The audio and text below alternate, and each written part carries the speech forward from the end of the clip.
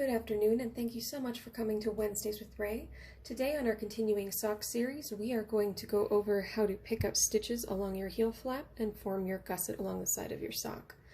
If you would like, this is a great time to go back and review one of our older tutorials from a few weeks back that goes over the slip, twist, purl decrease to replace the slip, slip, knit, which I will be using in this tutorial.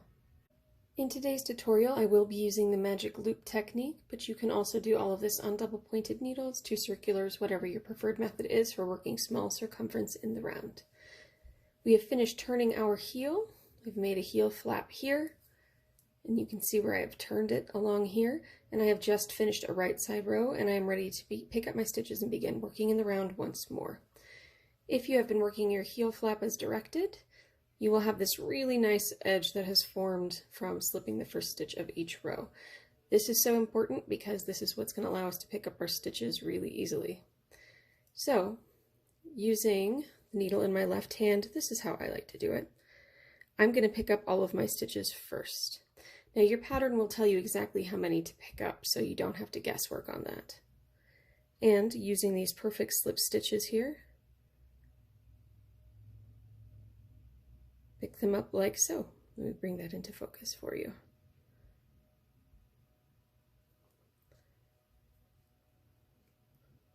What's important about picking these up is if you are not picking them up so that the right leg is in the front, just keep in mind you're going to have to untwist them as you work them.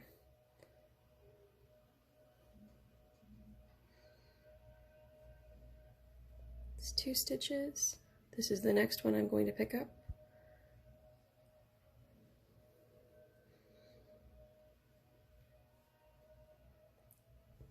And continue this way until you get up to your live stitch. Once you've picked up all of the stitches along your heel flap, you're ready to knit across them.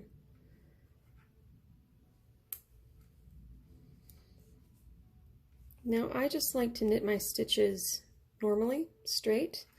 I've seen some patterns where they have you twist the legs of the stitch by knitting into the back of it. I actually feel like that gives you more holes in your finished product than just if you knitted them normally and then blocked your sock. So I prefer to knit them normally. And when I get to the end here, and I'm ready to move to the instep of my foot, what you'll notice is if I were to just begin knitting, I might have a really big hole right here. I'll show you what that looks like just for demonstrating. We don't really want a hole on the instep of our foot. So sometimes what I will do in order to close that up is pick up an extra stitch or 2, lift it up onto my left needle, and then I knit those 2 together to just really cinch that space up.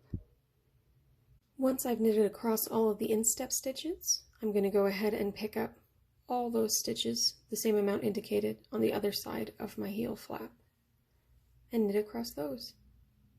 Alright, so now I've picked up all of my gusset stitches. So how my stitches are now distributed is I have the heel stitches and 1/2 of the gusset stitches on needle 1, and on needle 2 I have my instep stitches and the other half of the gusset stitches.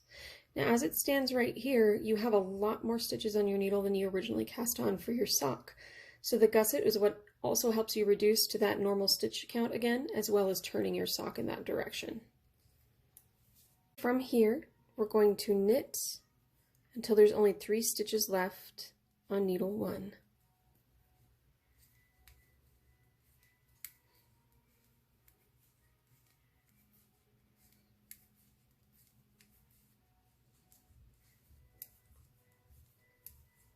In essence, you are knitting until you're 3 stitches before your instep.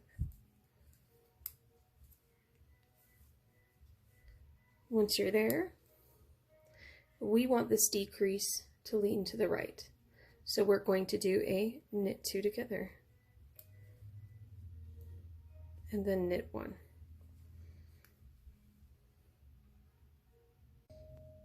Once you have knitted across your instep stitches, I have mine marked here with a stitch marker. You can simply count if you wish, but I kind of like to autopilot through my things, so a stitch marker is really helpful for me to indicate my next move. From here, I'm going to knit 1, And then normally you would slip, knit to make your decreases lean to the left, but as we covered in a former tutorial video, I think that gives you a very uneven line of decreases, so I do the slip, twist, purl. So to go over that one more time, slip one as if to knit, insert your needle as if to purl and pull a lot of that slack out of that stitch, and then slip it as if to purl through the back loop. Then we're going to turn our work over and knit both of our stitches through the back loop. Pointy needles really help with this stitch. Turn it over again so the right side is facing you, and just slip it over purlwise, and you've decreased.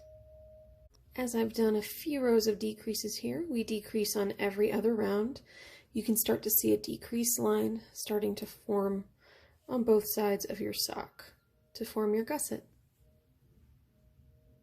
Once you have completed all of your gusset decreases, you can then redistribute your stitches however you need. In my case, since I'm doing magic loop, I have my instep stitches on one side and the sole of my sock on the other.